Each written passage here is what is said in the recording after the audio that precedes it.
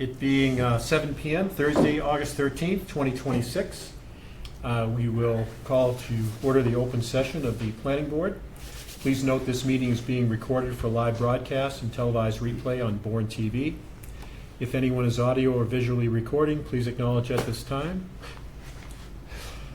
Seeing and hearing none,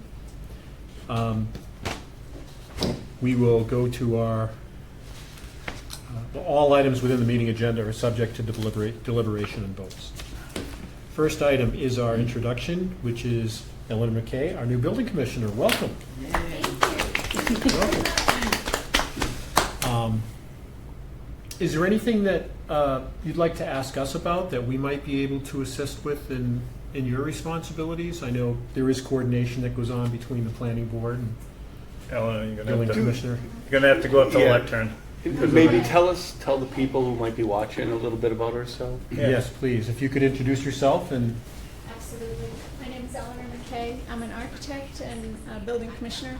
I have been practicing for over 35 years. I've worked on a variety of different building types. I've worked on commercial building types, hospitality building types, on retail, corporate, residential, even a hospital and some schools.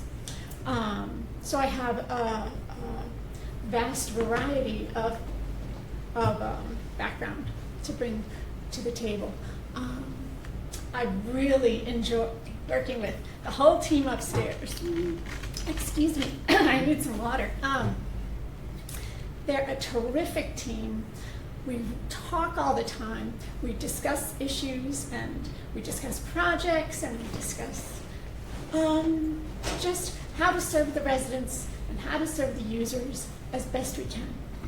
So that's our goal, just to work with the residents and to work with you and to get these projects built.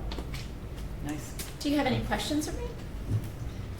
Steve. Could you tell us a little bit about your educational background? It was a long time ago. So my degree is from Roger Williams University.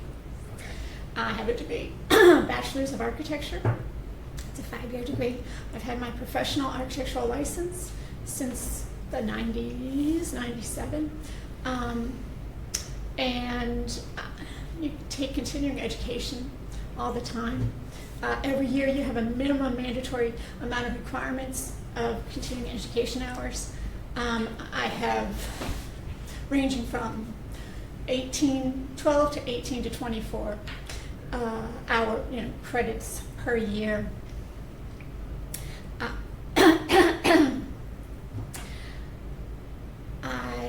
Let's see.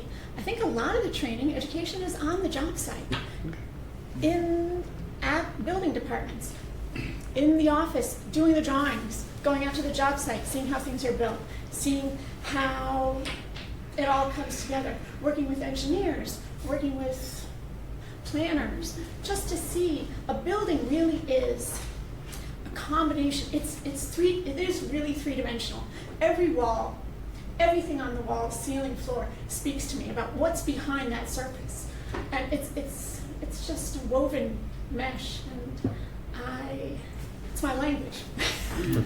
All right, thank you. It's a very unique combination of experiences and education with architecture and CBO and code and structural and those sort of things that you're dealing with. And I, for one, feel lucky to have you. And I did take a look at your background and some of your other positions that you've held.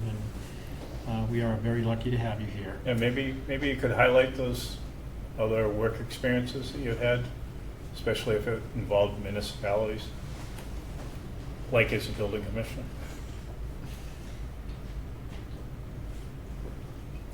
So, You were in Harwich before?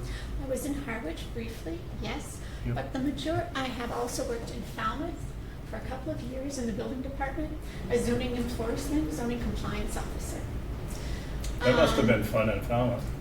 That was a lot of fun. It's very busy. The People's Republic of? It was very busy. It was very interesting, and it was another great team to learn from. Before that, I was in Hingham. So I spent a year up in Hingham in zoning and in affordable housing. So those just starting my, so I segued into working for towns. Actually, when I was a volunteer in the town in Duxbury on the finance committee for about 5 years. And that was really one of my first introductions to being on a board, on a committee in the town. And I loved it. I loved it. I got to know the town so much better than I did just as a resident. And that's what started my desire to go into public sector work. So, I've done architecture for 30 years and said, after COVID, I want to do something different. I want to learn more. I want to do more. I want to be involved in a community. And that's why I transitioned over to working on the other side of the desk, I would say. Mm-hmm. So for the public, not the private sector. Awesome. That's another great experience, having been on the development side in the architectural world, and now being on the other side in the enforcement and. You do. You see. Yes, I've seen different perspectives. Yeah, that's great. Mandy's had a similar experience, I think, being on. Yeah, I've worked with a lot of municipal clients, mostly in Maine, but they're, as the person who's helping review the engineering aspects of development applications, and I was also on a planning board in where I used to live, so for about 10 years. Okay. So I've kind of been around on both sides of it. But I don't do any development work as design. All my clients are municipalities, so I don't play that side of the fence. I did when I first started my career, but this is better. Right. I still keep my hand in the design world, but it's more conceptual. Right. Well, I'm designing things. I'm just designing them for towns, not for private developers. I don't do any work for developers. Yes. Interesting. Very I'm a home builder, and I've been on the other side, and when I was first considering running for the planning board, I watched and learned. I saw there were 9 members, and the other towns that I'm familiar with had 5. And I thought, boy, that might be very different and cumbersome, but I can say this is the greatest. We have a great board. We have such a breadth of experience. And what I found is that all of our board members are thoughtful and fair, and they put the effort into, we do something different than some towns where we assign a lead when a project comes in. Mm-hmm. And so it's their responsibility to investigate and look into and make recommendations and meet with staff to go over things, make sure about compliance and what zoning might apply. And it's a great experience. I really enjoyed that. And it's a great way to learn if you're new to the board and you haven't been in the zoning or building industry before. But it's a great board, and I'm very happy and proud to be part of it. This one of the things that I think I brought it up to you before is code enforcement. Yes. We've had less than enthusiasm from our previous building inspectors about code enforcement. They just didn't want to do it, felt it below them, they shouldn't have to do that. But a lot of times we put conditions on a project and then we have no follow through to it unless the board member goes out and sees the people. Like I just did with Crew Tie the other day. Get those things out of there. But I mean, if you don't have the time to do that, then it falls back to you folks to get that done. So are you I have like to do that? well versed in enforcement. And do I like to do it? I like, you want everyone, we all have to play by the same rules, right? You want everyone to come to the table, and if they agree to do something and they agree to follow the rules, they should follow the rules. That's all. So I like to reach out to them, and it's rewarding when once you reach out to them and they actually do say, oh, okay, I can do that. Let me do that. Let me fix that. Oh, I'm sorry. Whatever they do say. Sometimes it's hard, though, because there are some conditions that are in these decisions that aren't easy to enforce.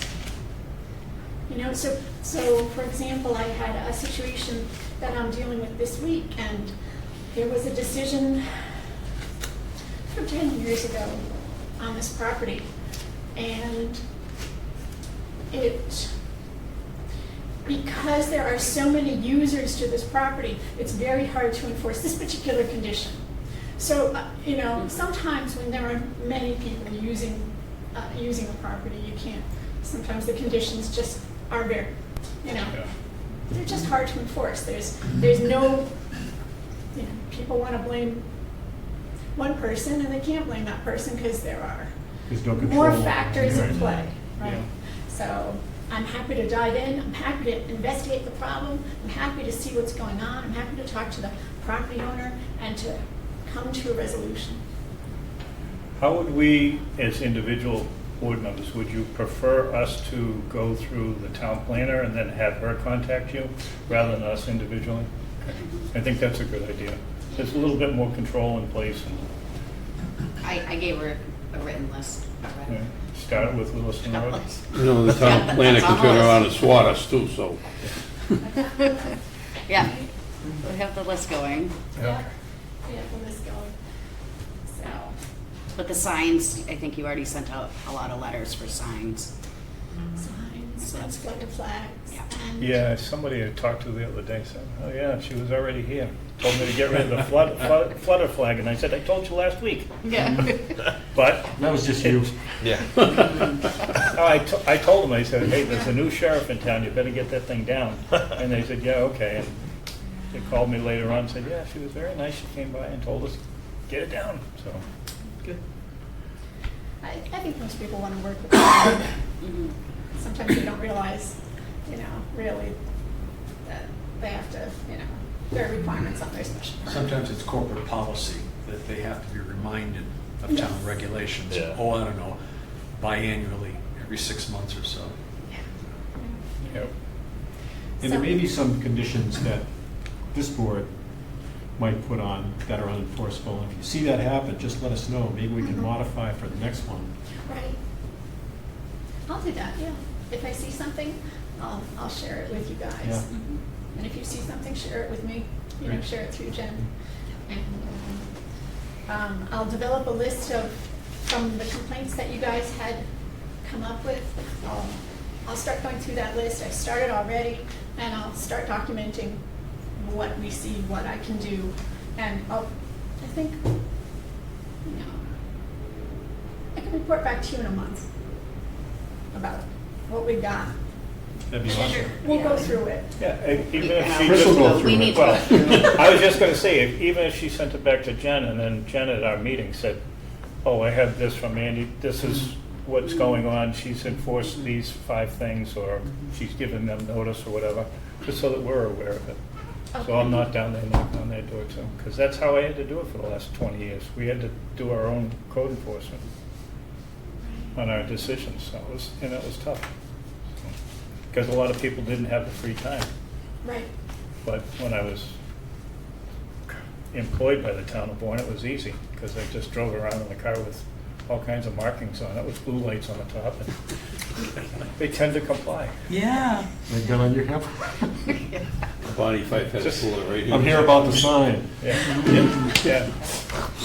No, it's just, it's been hard, because it hasn't been a consistent type of enforcement over the years, and this board has certainly tried to by putting on certain conditions, but we just had no follow-through, and that's too bad. Hopefully we'll get that squared away. Sounds like we will. Got a new sheriff in town. I think that is the other half of conditions, is that we can get them enforced, because it's the only way it works. That's it. Right. And others see it and don't want to be in that position, and so the reputation continues that, yes, they're serious about their conditions, and not a big deal, just follow Right. through. Yeah. And I know Jen has set up, I think, a circular notification when they come in for their CO. And after they get their CO, that's when our leverage disappears. So I think that's sort of an important information loop when someone comes in for a certificate of occupancy, that the board understands and has a chance to review conditions and see if they've been met. Right, I think that's standard.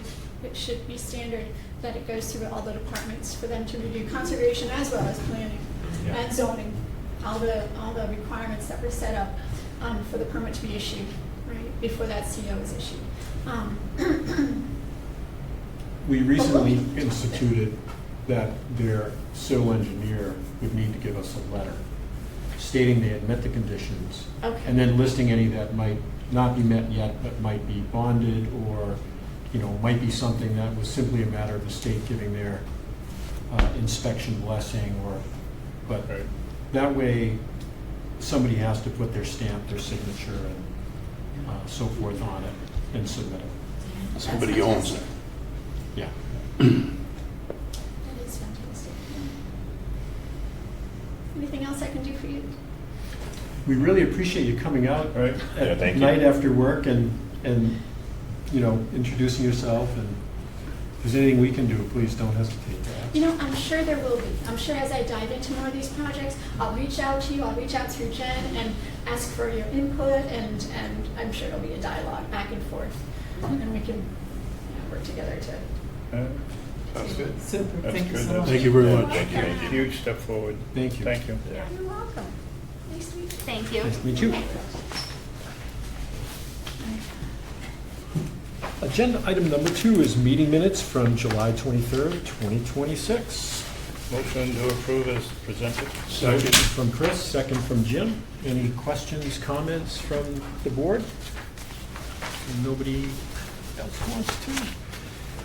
Hearing and seeing no questions, we can go for a vote. Steve? Yes. Mandy? I was not here, so I'll abstain. Doc? Yes. Yes. Chris? Jim? Yes. Rob? Chair votes yes. Number 3, request for bond release, 1 Katie Marie Drive, map 35, parcel 12. Does staff have any comments on this? I do, thank you, Mr. Chairman. I went out to the site on August 6th, I believe, and we did a site inspection. The history of the parcel is, it's 1 Katie Marie Drive. It was developed as for the shed place, and it still is the shed place. So in November of 2005, there was site plan review for the project. Ralph Bartlett is the former property owner. He completed the project. He got a certificate of occupancy in February of 2008. He recently sold the property to a different owner, and he is put in a request for a cash bond release. He should have asked for the release before, but when we went to the site, we observed the following. So the office, the shed display areas looked sufficient. The retaining walls located on the front and the back of the property appeared sufficient as well. Lighting and signage was okay. The landscaping, however, most of the plantings were installed according to the plan, but there are like 4 or 5 plantings that are missing, and a weeping willow was missing from the west side. The west and the east side are mostly like open gravel areas for product displays, but there's 2 small dirt piles like on either side of the property, and it could have regular mowings, weed control. I know that the person just bought the property in June, but it definitely needs some improvement. So I put the photographs in the memo so you guys can see what the site looks like. The thing is the former property owner, so the cash bond is actually in Ralph Bartlett's name. So So it doesn't carry with the property. So it does not carry with the That was my property. first Now the question. property has sold. No leverage with the new owner. No, so it would likely be an enforcement thing. And So- Jen, just for clarification, on items 1, 2, and 3, when it says they're sufficient, you're just saying that they complied with what was approved? Yes, they're in like the location of where everything was on the site plan. Thank you. Number 4, some of them our trees, locusts, cedars. Yes. This is 20 years ago, is there any evidence that they might have been there and failed, or there's no stump, you think, does it look like they were installed at one point? I can Yes, it does. respond to that, yes. That site was Proceedings. premium when it was first opened up. The weeping willow was in place. Just over the years, they haven't paid attention to Right. the landscaping and stuff, but it was really nice spot. And if you know the shed place, they also have a spot in Mashpee, down near Mashpee Commons. And Yes. it's the same thing, gravel lot and some sheds plot there. They have zero landscaping down there, and it fits in well down there.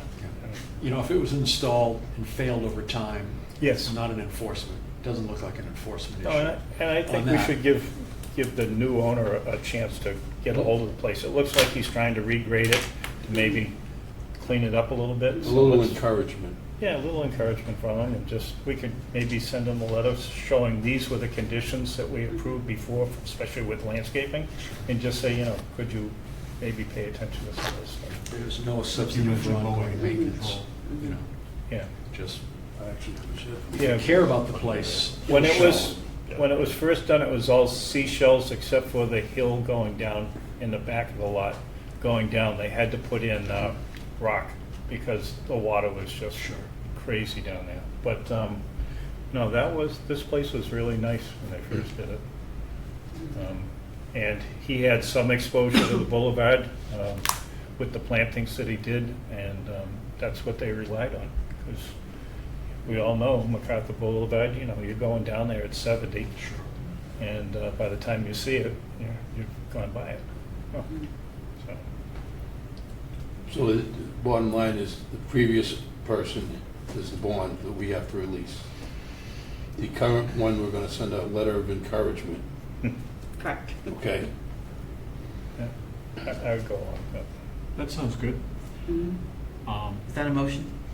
Yeah, I'll make a motion that we I'll Sorry, second it. sorry. release the bond Plus the interest. plus the interest. Yeah, I'll second it. Motion by Jim, second by Chris. Any discussion on the board? Steve? Yes. Amy? Yes. Dave? Yes. Chris? Yes? Jim? Yes, Rob? Yes. Chair votes yes. Just as an aside, is it possible to have the bond travel with the property? I don't think that'd be legal. I don't think that's I think legal. because it's in the person's name, it's not in the name of the shed place. And It's not it's tied to usually the a bond. financial obligation of the developer who Yeah. got the license, in my experience. Yeah, but like say it was a bond for the roads, though. We don't have to release the bond. We can call it and finish the roads and whatnot. It wasn't a so- road. It's just. No, I know in this case it Yeah. wasn't, but I'm just saying, that's where we see most of our bonds, right? Right. Road On the work road. and Well, that's a whatnot. subdivision bond. It's different than a performance It's different. bond. This is a performance bond. You said this was a cash But bond. this is cash in the bank. Right, It's actually- so, It's not really a bond, or it's just literally cash. Literally just cash. Exactly. we waited a long time, huh? I- 20 years. But You forgot? I agree with what we said. We should probably make a motion that we send a letter to the new property owner asking for him to supply to the planning department, maybe, what their ideas are as far as cleaning it up, landscaping, gravel. Dimensions. Is Pine Harbor the new company that bought it? I think so. Yeah, they're gonna clean it up. Those things. Of course they will. Those guys do great They stuff. do great stuff, but at least if we send them the letter ahead of time, That's a good idea. we have something that we can throw back to code enforcement if it doesn't work. No. Yeah. But you have to come up to the mic because it's being recorded for TV. And you have to introduce yourself again. Apologize. Good evening, Eleanor McKay, Building Commissioner. Is there language in that decision for 1 Katie Marie Drive that talks about maintaining that landscaping in perpetuity? I don't recall. It was 20 years ago. I'd have to look at it. No. Yeah, so then There is. enforcement, No, but we could send it to the new owner right. just to say, hey, listen. Yeah, kind of We a look courtesy. like, I mean, you can already see that they're starting to scrape the lot. They're starting to clean it up a little bit. Welcome to the neighborhood, here's some It's a friendly encouragement. saying, hey, this is the town of Bourne, we want this stuff taken care of. If they're already starting to work on it, maybe we wait a month and see if they do it, what we were gonna ask before we even asked. You drive by it every day, I drive by it every Yeah. day.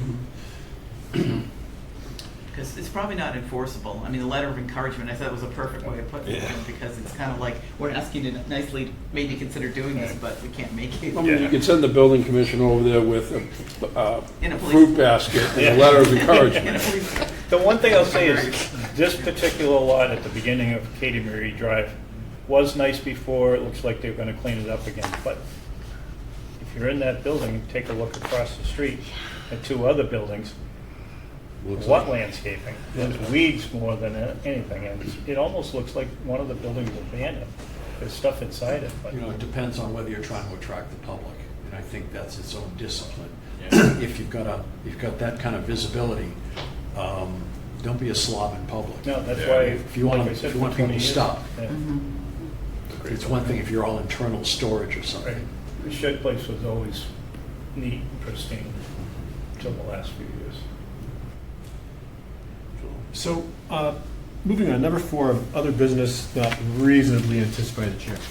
One of the things that Jen and I talked about when we bandied about a number of zoning changes for a town meeting, we're not attempting to get the special town meeting for zoning changes. We wanted to start early, and Jen is going to send you our kind of wish list in case you might have some input. Wasn't for deliberation tonight, it's to share with everybody some of the things board members have brought up maybe this past year. And some are just cleanup things, like there's already been laws passed, so they're now defunct, but we should probably remove them from our zoning. But some really make a lot of sense. And so if the board doesn't mind just looking at this, maybe pencil in any other things that might be important to you and send them back to staff, then maybe we could sort of take a few of them per meeting, the next few meetings, and see if it's something we want to move forward with. We could even, people could take an informal lead on it to share with the board their view and perspective on it. And otherwise, there may just be sort of a general discussion and decision whether it should move forward. Is it, So- sorry, to cut you off. Is Yes. it possible, and maybe Jen, you can answer, to get a copy, a hard copy of all the bylaws? I know it's online, but I like been going through stuff to go read them directly. Oh, yeah, yeah. Can I grab a copy? Mm-hmm. Okay, I'll email you, just. Does anybody else need a copy of our zoning bylaws? I picked up mine. You did? I already had Bill. some. Yeah. Yours might have lapsed, Steve. What's the latest? Yours might have lapsed. I picked up a new one. What's the latest one? Red, orange? Green. Green? They're purple. Purple. This Purple, one is purple, yeah. Pick a color, purple, there we go. It will change soon because we should be hearing back from the Attorney General on the amendment that was just changed for the ADUs at the last annual town meeting, so. There's also a packet in tonight's paperwork about changes to Chapter 40A Yeah. and partially the Affordable Homes Act and all that. There are continuing changes to ADU regulations and lots of things going on. There's some highlights listed, and then there's some more in-depth, but it's probably something you should take a look at to see. And some of the bigger issues in our list for you to consider are the Seasonal Communities Act, tiny homes. There were so many changes going on at the end of the year when they were presented to us before this past spring town meeting. We could not keep up with. When it was time for us to put an article forward, Jen was getting updates from the state, this is changing and that is changing. We first looked at some of those things as what are the financial benefits to the town, which were sort of the short-term view, but there are other long-term benefits that deserve more discussion and consideration on that.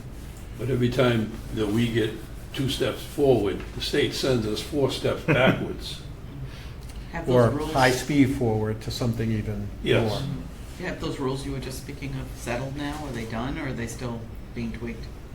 Oh, Jen? Wet your finger, stick it up in the I've air, not see checked which that way the yet. wind's blowing, because Beacon Hill lately, you never know which way they're leaning. I mean, they're changing it all the time. I've been trying to keep up with the ballot questions. Oh, forget it. Oh. You know, Yes. that's, It's kind of like, So, you're there to vote on these things. Quit sending everything back to the voters. I mean, it's nice to get input, but do your job. Job Yeah. security for them. Yeah, and the list I do want to say is in order of the section of the bylaws. I try to just put it in that order. Good. The For me, because amendments, I won't be using geometry.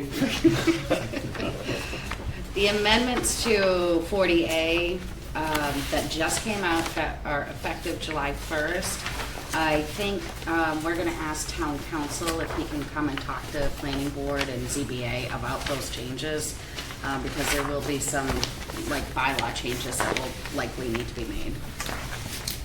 And Jen is also contacting a deputy director at the Cape Cod Commission to see if they can come before us to give us an update on the bridges and Mass DOT's plans and Cape Cod Commission's involvement. We sent our recommendations to the select board for our concerns to hopefully incorporate some of them into their MOU with the state. I'm not sure how we hear back, whether anything makes it into their requests, their intents, or any of that sort of thing. And I'm glad that Chris brought up about, future use of sewerage piping, water line piping that should go along the bridges, maybe a repeater for first responders, communication on top of the bridges, but there's lots of infrastructure that might be part of planning to look forward to. Maybe it's 2 pipes for sewerage, 1 for each direction, or so forth. But any ideas anybody has on that? I think it would be within our purview to create our own sort of MOU letter that may not ever get to an MOU, but maybe we would get noticed, and maybe the select board would take it under stronger consideration, incorporating into whatever they wind up with. Yep. And to make sure that they don't schedule bridge meetings on planning board night. I left a message for the director of the large projects, and all I got back was a generic, it's Yeah. public comment period. If you'd like to, join the portal. Yeah. And say that. There was only 2,000 people on the portal. Yeah. And then the other thing is, should we consider requesting land from the base if no one else is? Yep. Things like housing, things like technology park, where we talked about maybe we could lease land to solar fields. We could get some clean, green businesses involved. And then Chris had brought up again, first of all, he brought up having a committee to kind of help us have a cross-section of the departments in town to advise on what we think the town's needs might be from the state during this. Considering so much of the land that's under use, we don't receive taxes on from Mass Maritime and the base and Upper Cape. But also to maybe incorporate a town cemetery adjacent to the, I got a specific fever dream about that. One of the projects that is so necessary for this town to develop, grow even a little is septic sewer. yes, And I'm not seeing progress on it. no. What if the state, in its wisdom, expanded the base sewage treatment plant?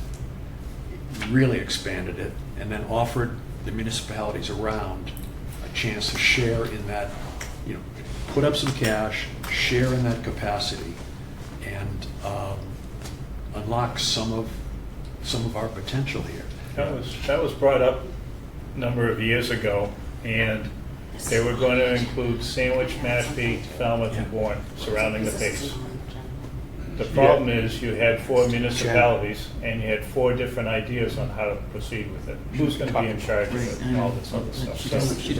So it basically, it didn't go anywhere. It would seem to me that in some capacity, the state would have to retain ownership and charge, and then in effect, sell shares and maybe have a board, like, I don't know what, like the MBTA, I suppose. I Make hate to do this. I think we're not on the agenda, so we probably have to keep this Okay, to yeah. But I will give an historical. update. But yeah. just talking. It's an I- opportunity, let's say. Yes, Yeah. I will give an update on that. So I sent out they're doing base tours. If anybody's interested, they have dates in August, September, and October. You already got yours. So part of the, a couple of years ago, I don't know if you remember, there's 200 acres that they want to divest out on the base.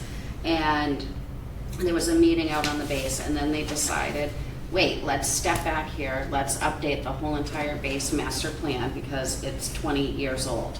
So they took a step back, and they're currently updating the master plan for the base. And so I think it's going to be the 200 acres, part of that plan is going to be integrated into the master plan. And so they have reached out to like the 4 Upper Cape towns, their planning offices, to get input. And there will be other input on the entire base and everything that has been talked about. For instance, would that master plan level, would that 200 acres be severable from the base? Meaning, let's just say you dreamt of blue economy just because of the intellectual resources we have around here between Woods Hole and MMA and so on, and we can sell that, ports nearby. Do you have to go on to the base? All that security that is just friction in the process? Or would you have that 200 acres sort of severable? You could come off, what is it, McConnell Drive? I can't remember the name. You know. Connery Drive onto that severable parcel without going through security issues. I think the land is actually behind the cemetery, so I think it's before the gate. All right, fine. Yeah, it is before the Severable. gate. Yeah. But is that land, and not only is part of Bourne, but that land's also part of Falmouth. Yeah. But yeah, and it's good. If you haven't been out to the base, it's really good to go get a tour. I worked out there for 8 years, so I know I'm very familiar with all the areas. So Army is mostly north, Air Force south. Then there's Coast Guard. There's a lot of different things going on out there, but I do think as part of the master plan, they're going to look at all of the different things that go into it. You know, like education and housing and sewering and wastewater and, you know, integrating and doing community design. If they're going to be developing, that's a lot of land to develop out there. Yeah. And a lot of thought needs to be put into it. 24,000 acres, or is it 22,000? 22,000. 22,000, and the Army has most of it. But again, without a master plan from the military and from the state, the rest of it, we're just spinning our wheels until they decide what's going on. That was your point, Yeah. right? Yeah, and I know that they've heard a lot about traffic, transportation, so that will be a big part of it, I think. Great. So we kind of have an idea of some future deliberations. Motion to adjourn? So Motion to Can I adjourn. just say one more thing? I just wanted to remind the board about a September 8th joint meeting with the select board to appoint the vacancy for the alternate position. It says Zoom only. It said Zoom only, so They'll meet here, and I don't know. Oh, really? Okay. I'm not sure. This has applied. when is it? Okay. Good, September 8th? September 8th. but it's Thank a you. Zoom meeting? It It's a said select, Zoom that's only. in that's the a meeting. select board meeting night. It's a Tuesday night, so maybe they're just doing it as part of their meeting, so. Mhm. What is first on the agenda? Mhm. And I have heard back from 5 members, so I know we have a quorum. So if you haven't emailed Andrea back, just please let her know. Now, motion to adjourn. Motion. Second. Motion by Chris, second by Jim. All in favor? Aye. All right.